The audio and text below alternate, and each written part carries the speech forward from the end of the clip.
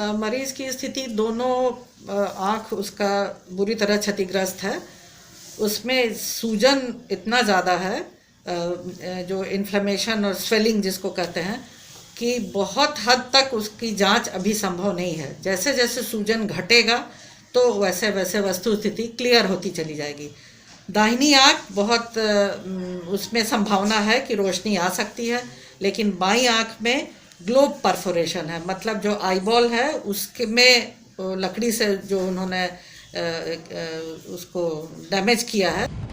मधुबनी के हरलाखी में जिस दिव्यांग लड़की के साथ एक दरिंदे ने दरिंदगी की सभी हदें पार कर दी थी, अब उसका इलाज दरभंगा के DMCH अस्पताल में चल रहा है। डॉक्टर को उम्मीद है कि पीड़िता की दाहिनी आंख की रोशनी वापस आ जाए।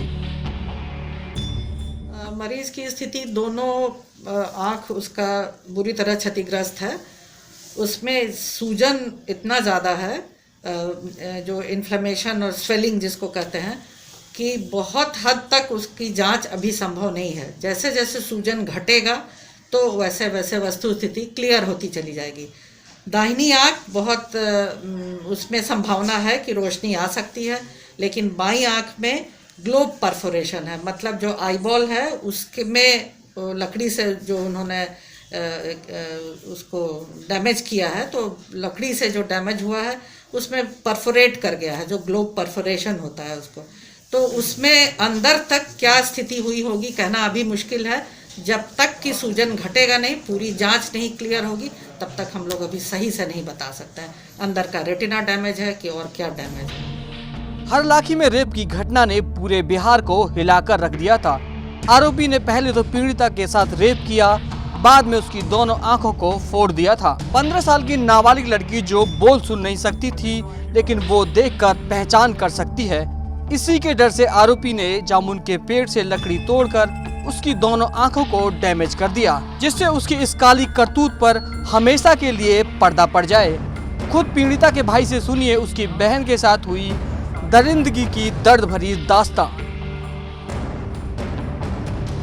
वह करीब 9 बजे की घटना है। यह मेरी बहन गई थी पत्ता तोड़ने के लिए बकरी वास्ते। वहीं पर 2-4 लड़के लोग थे, रेप कर दिया और नंगा बदन उघाड़े हुए थे। मैं ढक गए तो उधर से बुलाने एक बच्ची आई, उधर से गई तो ढक उक दिए और उधर से फिर लाए, फिर उमगांव हॉस्पिटल में ले गए तो उधर से रेफ़र करके फिर मधुबनी में डाल दिए।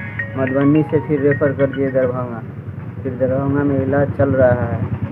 तो उस लड़के को मालूम पड़ गया, 3 लड़के पकड़ा गया है। उस बंदे को इसे कड़ी सजाए मिलना चाहिए। घायल अवस्था में उसे स्थानीय अस्पताल में भर्ती कराया गया, जहां से उसे मधुबनी सदर अस्पताल रेफर कर दिया गया, जिसके बाद सदर अस्पताल से बेहतर इलाज के लिए DMCH रेफर कर दिया गया।